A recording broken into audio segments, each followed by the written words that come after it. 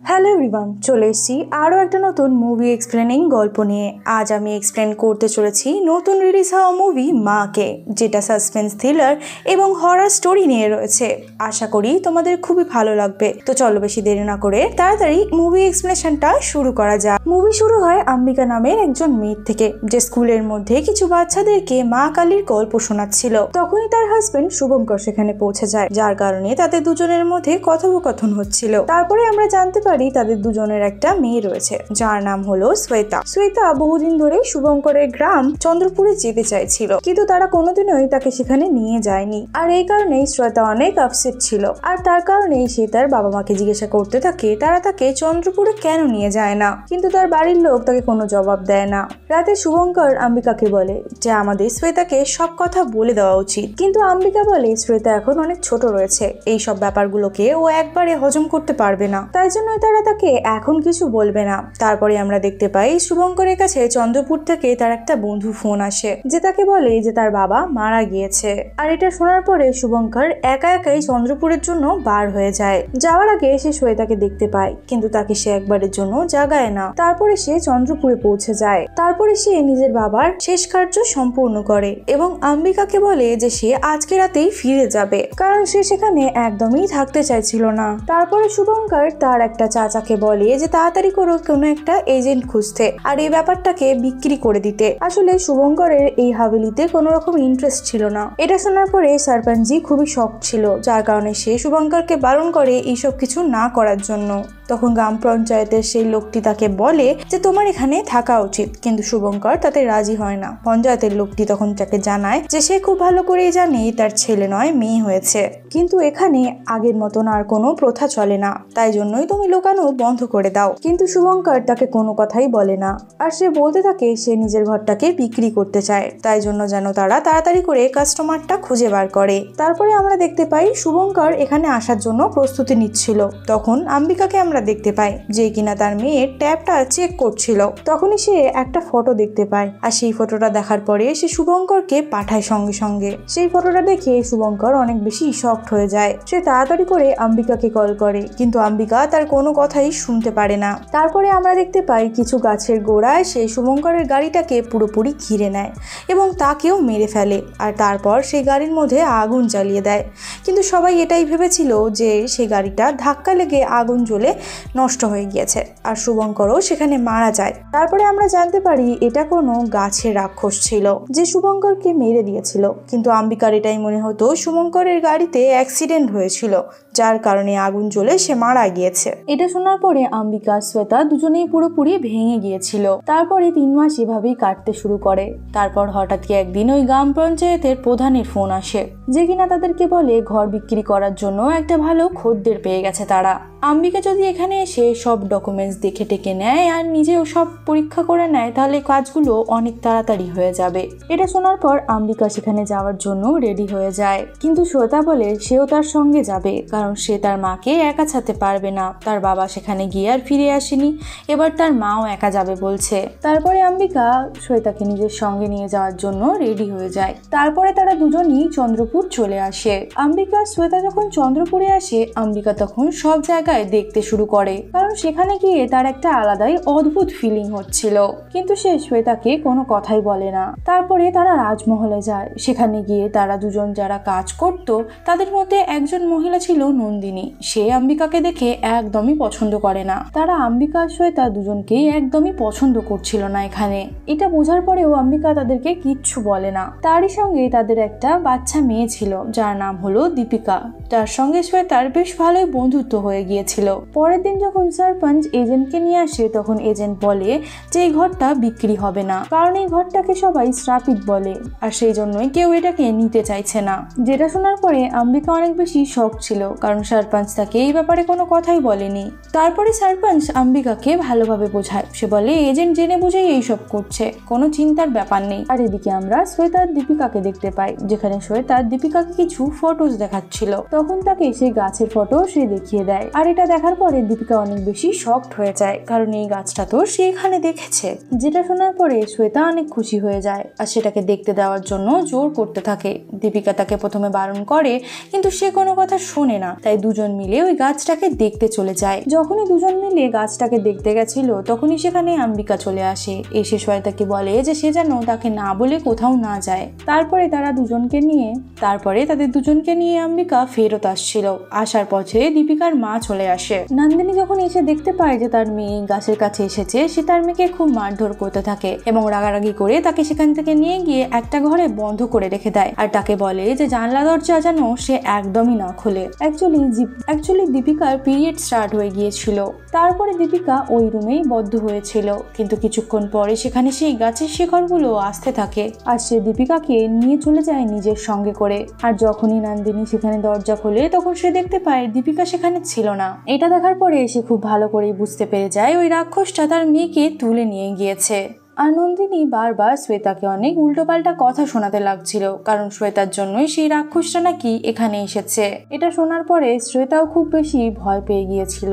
তারপরে অম্বিকা পুলিশ অফিসারকে ডেকে পাঠায়। তারপরে পুলিশ অফিসার যখন সেখানে পৌঁছায়, বহুত মেয়েরা এখান থেকে গায়েব হয়ে গিয়েছে, কিন্তু 2-3 দিন পর তারা আবারও ফিরে এসেছে। আর এটা শোনার পরে পুলিশ অফিসার আর অম্বিকা দুজনেই বেশি শকড হয়ে গিয়েছিল। তারা যা হোক করে দীপিকাকে খুঁজে বার করার চেষ্টা করছিল, কিন্তু গ্রামের লোকেরা বলতে থাকে ওই রাক্ষসটাই দীপিকাকে টেনে নিয়ে গিয়েছে। তার জন্য তারা ওই গাছের কাছে যেতে থাকে। ওখানে যাওয়ার পর অম্বিকা অনেক রকম মেয়েদেরকে দেখতে পায়, কিন্তু একজনের সাথেও ঠিকভাবে কথা বলতে পারে না, কারণ যখনই সে কথা বলতে যাচ্ছিল তারা একে একে গায়েব হতে থাকছিল। অম্বিকা আর অফিসাররা মিলে সব মেয়েদেরকে খুঁজতে থাকে, কিন্তু কাউকেই খুঁজে পায় না তারা। সে যখন নিজের রুমে ফিরে আসে তখন সে দেখতে পায় শ্বেতাও অনেক বেশি ভয় পেয়ে গিয়েছিল এই সব কিছুর মধ্যে। শ্বেতা কিছুই বুঝতে পারছিল না যে গ্রামের লোকেরা তাকে কেন ব্লেম করছে এই সব কিছুর জন্য। তারপরে শ্বেতা নিজের মায়ের কাছে পুরো গল্পটা জানতে চায়। বাধ্য হয়ে অম্বিকাকে সব কথা তার মেয়েকে খুলে বলতে হয়। সে বলতে থাকে দেবী মায়ের আশীর্বাদে একটা রাক্ষসের জন্ম হয়েছিল। সেই রাক্ষস বরদান পেয়েছিল যে তার একটা রক্তর বিন্দু যদি নিচে পড়ে তাহলে সেখান থেকে তার আরো একটা বংশ তৈরি হবে। তারপরে সেই রাক্ষসটি দেবতাদেরকে অনেক বিরক্ত করতে শুরু করে দেয়, আর দেবতা যতবারই তার উপরে হামলা করত আর রক্ত তার বহিত ততবারই তার আরো বংশ বৃদ্ধি হয়ে যেত। আর এই কারণেই দেবতারা তাকে হারাতে পারছিল না। আর তারপরে সবাই মিলে মা কালীর কাছে যায়। কালীমা যখন জানতে পারে এই ব্যাপারে তখনই কালীমা ডিসাইড করে যে সে নিজেই রাক্ষসের সামনাসামনি হবে। আর এই কারণেই কালীমা তার রক্ত নিচে পড়তেই দেয়নি আর তাকে শেষ করে দেয়। কিন্তু যখন সে এটা করছিল তখন একটা মাত্র ছিটে রক্ত চন্দ্রপুরে পড়েছিল, আর সেই রক্তের ছিটেটা একটা গাছের ওপর পড়েছিল, যার কারণে সে চাইলেও সেটাকে কেটে রক্ত বার করে আর বংশবৃদ্ধি করতে পারবে না। এই কারণেই সে সবাইকে বিরক্ত করতে শুরু করে দেয়। এই সব কিছুর থেকে বিরক্ত হয়ে একটি মানুষ চেয়েছিল এই রাক্ষসটাকে শেষ করতে, যার জন্য সে দেবী মায়ের কাছ থেকে শক্তি চেয়েছিল, যার কারণে দেবী মা তাকে শক্তিও দিয়েছিল। কিন্তু তারপরেও যখন সে তাকে মারতে যায় রাক্ষস তখন লুকিয়ে গিয়েছিল। সেই লোকটা ভেবেছিল যে রাক্ষসটা হয়তো চলে গিয়েছে, সেজন্যই তারা আরামে থাকতে শুরু করেছিল। কিন্তু রাক্ষস এতটাই চালাক ছিল সেই লোকের মেয়ের পেটের মধ্যে নিজের বীজ ঢেলে দিয়েছিল, যার কারণে সেই লোকটার মেয়ে প্রেগনেন্ট হয়ে যায়। যখন লোকটা জানতে পারে যে সেই মেয়েটার পেটের মধ্যে রাক্ষসের সেই ভ্রূণ রয়েছে তখন সে বুঝতে পারে যে এ জন্ম নেওয়ার পরে যতবারই রক্ত পড়বে ততবারই এই শয়তান আরো জন্ম নেবে। সেই কারণেই সেই লোকটি নিজের মেয়েকে নিজে নিজেই শেষ করে দেয়, যাতে করে সেই রাক্ষসের পাওয়ারটা বাড়তে না পারে কোনোভাবে। কিন্তু তারপরে যখনই এই পরিবারের মধ্যে কোনো মেয়ে হয়েছিল সেই মেয়েকে মেরে দেওয়া হয়েছিল, কারণ ঘরের লোকেদের মনে হতো এখানে হয়তো সেই রাক্ষসের বীজ থাকবে। অম্বিকা তখন শ্বেতাকে বলে যে সেও এই পরিবারেরই একটা অংশ, কারণ যেই লোকটা নিজের মেয়েকে মেরে দিয়েছিল সেটা শুভঙ্করের পূর্বের ছিল। তবে থেকে ওদের পরিবারে যখনই মেয়ে হতো তখন তাকে মেরে দেওয়া হতো। কিন্তু শুভঙ্করের এই ব্যাপারে একদমই বিশ্বাস ছিল না। এমনকি যখন শ্বেতা হয়েছিল তখন শুভঙ্কর নিজের বাবাকে মিথ্যে কথা বলেছিল। সে বলেছিল তার ছেলে হয়েছে, মেয়ে নয়। কিন্তু যখন শুভঙ্করের মা প্রেগনেন্ট ছিল তখন তাদের টুইন্স হয়েছিল, একটি মেয়ে এবং একটি ছেলে। সে সেই বাচ্চাটাকে পুরুলিকা নামের একজন মেয়েকে দিয়ে দিয়েছিল আর পুরুলিকা তাকে শেষ করে দিয়েছিল।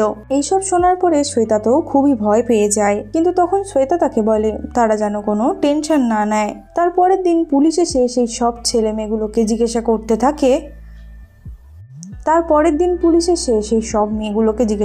থাকে যে তারা কিভাবে গায়েব হয়েছিল। কিন্তু মেয়েদের কিছুই মনে ছিল না যে তারা কোথায় গিয়েছিল বা কি হয়েছিল তাদের সাথে। এগুলো দেখার পরে তারা খুবই অবাক হয়ে গিয়েছিল। অন্যদিকে আম্বিকা একটা লেটার খুঁজে পায় যেটা শুভঙ্করের ছিল।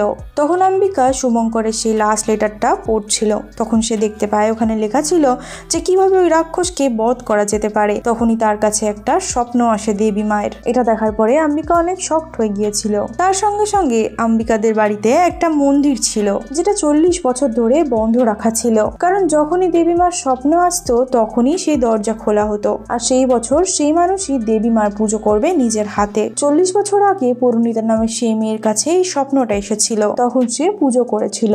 আর এইবার আম্বিকার কাছে স্বপ্ন আসে, তাই এবারে আম্বিকাকে পুজো করতে হবে। আর আম্বিকা দরজা ওপেন করে দিয়েছিল, কারণ সে ডিসাইড করেছিল এবারে সে নিজে পুজো করবে। গ্রামের লোকেরা এটা দেখার পরে খুবই খুশি হয়, কারণ তারাও মন্দিরের দর্শন করতে চাইছিল বহুদিন ধরে। আর এই সুযোগে গ্রামের লোকেরাও এখানে আসা যাওয়া করবে। আর তার মধ্যে আমরা দেখতে পাই দীপিকাও ফিরে এসেছিল। দীপিকাকে তারা জিজ্ঞাসা করতে থাকে যে কি হয়েছিল। তখন দীপিকা কিছুই বলতে পারে না। তারপরে তারা তাকে হসপিটালে নিয়ে যায়। তখন ডক্টর জানায় যে এই সব মেয়েদের পিরিয়ডস একেবারের জন্য বন্ধ হয়ে গিয়েছে। যেটা শোনার পরে আম্বিকা অনেক শক ছিল। তখন ডক্টর বলে যে এদের সাথে কোনো জবরদস্তি হয়নি, কিন্তু কিভাবে এটা ঘটেছে তা বলা যেতে পারে না। যেটা শোনার পর আম্বিকা অনেক শক ছিল। তারপর আম্বিকা নিজের ঘরে ফেরত চলে আসে। সে ঘরে আসার পর হঠাৎ করে একটা বয়স্ক মহিলাকে দেখতে পাচ্ছিল তার মনে হয়। তারপরে সে শ্বেতার কাছে চলে আসে ভয়ে তাড়াতাড়ি করে। তারপর সে বুঝতে পারে শ্বেতার পেটেও বেশ যন্ত্রণা করছে, তার মানে তারও এইবারে পিরিয়ড স্টার্ট হতে পারে। তারপর আমরা দেখতে পাই সত্যি সত্যি শ্বেতার পিরিয়ড স্টার্ট হয়ে যায়। তারপরে আম্বিকা আরো বেশি টেনশনে চলে আসে। রাত্রেবেলা আমরা দীপিকাকে দেখতে পাই। সে হঠাৎ করে উঠে চলে আসে শ্বেতার রুমে এবং তাকে খেলতে নিয়ে যাওয়ার জন্য নিয়ে যাচ্ছিল। কিন্তু এখানে আমরা দীপিকাকে দেখে এটা বুঝতে পারছিলাম যে সে কোনোভাবে কন্ট্রোল হচ্ছে, সে নিজের হুঁশে নেই। তারপরে দীপিকা শ্বেতাকে টানতে টানতে সেই গাছের কাছে নিয়ে চলে যায়। আম্বিকাও তখন ঘুম ভেঙে উঠে গিয়েছিল। সে মেয়েকে না দেখতে পেয়ে তাড়াতাড়ি করে খুঁজতে বেরিয়ে যায় আর দেখতে পায় দীপিকা শ্বেতাকে নিয়ে যাচ্ছিল। তখন সে দেখতে পায় সব মেয়েরা মিলে শ্বেতাকে নিয়ে কোথাও একটা যাচ্ছিল। শ্বেতাকে নিয়ে সে সবাইকে আটকানোর চেষ্টা করছিল, কিন্তু সব মেয়েরা তাদের উপরে অ্যাটাক করছিল। আম্বিকা কোনোভাবে শ্বেতাকে সেখান থেকে বাঁচিয়ে নিয়ে চলে আসে। শ্বেতার এখানে অনেক বেশি চোট লেগেছিল। তখন আম্বিকা বুঝে যায় এখানে কোনো একটা প্রবলেম রয়েছে, তাদেরকে এখান থেকে ইমিডিয়েটলি বেরিয়ে যাওয়া উচিত। তাই জন্যই সে শ্বেতাকে তৈরি করছিল। তখন সরপঞ্চজি সেখানে চলে আসে এবং বলে সে পুজো না করে এখান থেকে চলে যেতে পারে না। কিন্তু আম্বিকা তাদের কোনো কথাই শোনে না এবং সেখান থেকে যেতে শুরু করে দেয়। তারপরে আমরা সেই সব মেয়েদেরকে দেখতে পাই যাদের উপরে কন্ট্রোল করে রেখেছিল সেই প্রেতাত্মাটি। আসলে তারা সবাই মিলে এসে শ্বেতার গাড়ির সামনে দাঁড়িয়ে পড়ে আর গাড়িটাকে কিছুতেই আগে যেতে দেবে না তারা। আম্বিকা এখানে অনেক চেষ্টা করছিল যাতে করে সে শ্বেতাকে বাঁচাতে পারে। ওরা আম্বিকার উপরে অনেক বেশি হাবি হয়ে যায়, যার কারণে শেষমেশ আম্বিকা অজ্ঞান হয়ে যায়। তারপরে তারা শ্বেতাকে নিয়ে সেখান থেকে চলে যায়। পরের দিন যখন আম্বিকার হুঁশ আসে তখন শ্বেতা তার কাছে ছিল না। আসলে আম্বিকা সেই বুড়ি অরাতের বাড়িতে ছিল যাকে সে এতদিন ধরে দেখতে পাচ্ছিল। ওই বুড়ি মহিলাটি আম্বিকাকে তখন সবকিছু খুলে বলে, আমি তোমার মেয়েকে বাঁচানোর জন্যই সেখানে এসেছিলাম এবং চেষ্টাও করেছি। যতক্ষণে আমি তাকে বাঁচাতাম তারা শ্বেতাকে নিয়ে সেখান থেকে চলে গিয়েছিল। অন্যদিকে আমরা পুলিশ অফিসারকে দেখতে পাই যে গ্রামে এসেছিল আম্বিকার সাথে কথা বলার জন্য। তখন গ্রামের লোকেরা বলে আম্বিকা তো কাল রাতেই সেখান থেকে বেরিয়ে গিয়েছে। তার সঙ্গে সঙ্গে সে বলতে থাকে যে সরপঞ্চজিকেও আমরা কাল রাত থেকে খুঁজে পাচ্ছি না। গ্রামের সব মেয়েরা গায়েব হয়ে যাওয়ার সাথে সাথে এখানে সরপঞ্চও গায়েব হয়ে গিয়েছে। তখন সে বুঝতে পারে এই সব কিছুর মূলে হয়তো সরপঞ্চই হতে পারে, কারণ সরপঞ্চই এমন একজন লোক ছিল যে এই সব কেসের সময় তার সঙ্গে ঘুরে বেড়াচ্ছিল। সব ডিটেলস সে সময় মতন পেয়েছে, সবকিছু সে নিজের হাতের মুঠোয় রাখতে পেরেছে। আর সেই হয়তো বাচ্চাগুলোকে ভয় দেখাচ্ছিল, যার কারণে বাচ্চাগুলো কোনো মুখ খুলছিল না তার সামনে। আর তার সঙ্গে সঙ্গে হয়তো আম্বিকাও দেখে নিয়েছিল এই সব কিছুর পেছনে সরপঞ্চই ছিল। তারপরে সেই বুড়ি মহিলাটা আম্বিকাকে সরপঞ্চের স্টোরিটা বলতে থাকে। আসলে এই বুড়ি মহিলাটা আর কেউ নয়, সেই সময়ের পুরোহিতা ছিল, যে 40 বছর আগে ওই দেবীর পূজা করেছিল।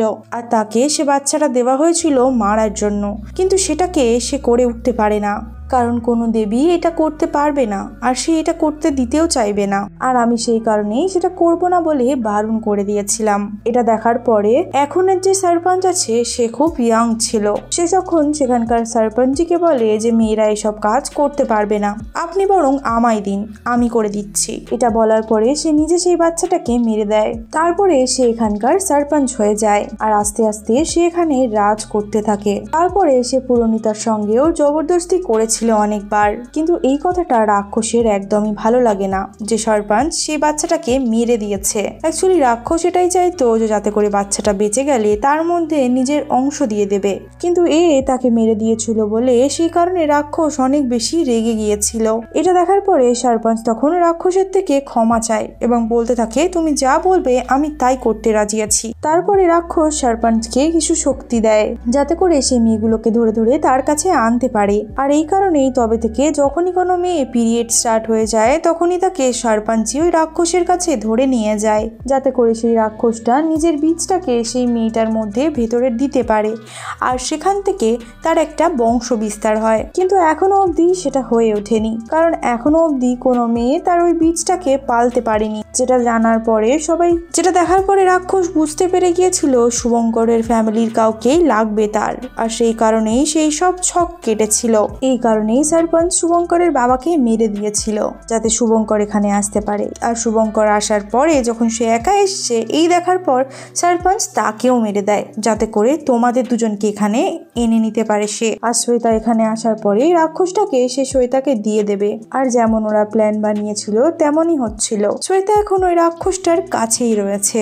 এটা শোনার পরে আম্বিকা অনেক বেশি শকড হয়ে যায়। আম্বিকা তখন ডিসাইড করে চাই যেটাই হয়ে যাক না কেন সে শ্বেতাকে বাঁচিয়ে ছাড়বে। আর এই কারণেই সে সেখানে প্রথমে যেতে শুরু করে, কিন্তু বুড়ি অরাতটা সেখানে আটকে দেয় তাকে বলে তুমি আগে দেবীর আরাধনা করে যাও, যতক্ষণ না অবধি আম্বিকার মাথার উপরে দেবীর হাত থাকবে না ততক্ষণ কিচ্ছু হবে না। তারপরে আম্বিকা দেবীর পুজো করতে শুরু করে দেয়। সরপঞ্চকে ধরার জন্য যখন কোনো পুলিশ অফিসার যায় তখন সরপঞ্চ সেই পুলিশ অফিসারগুলোকে মেরে দেয়। তারপরে আম্বিকা দেবীর পুজো করতে থাকে আর শ্বেতাকে বাঁচানোর জন্য বেরিয়ে পড়ে। যখনই সেই গাছের কাছে সে গিয়ে পৌঁছায় সেখানে সব মেয়েরা মিলে তার উপরে আক্রমণ করতে চলে আসে। আর সেই বাচ্চা মেয়েগুলোকে কি বা করবে সে কিছুই বুঝতে পারছিল না। তার হঠাৎ করেই মনে পড়ে যে সে দেবী মার পুজো করে এসেছে, তাই দেবী মার পুজোর ওই হাতটা সেই মেয়েগুলোর মাথার উপরে বুলিয়ে দেয় সে, যার কারণে সেই বাচ্চাগুলো নর্মাল হতে শুরু করে। আর এইভাবেই আম্বিকা আস্তে আস্তে এগোচ্ছিল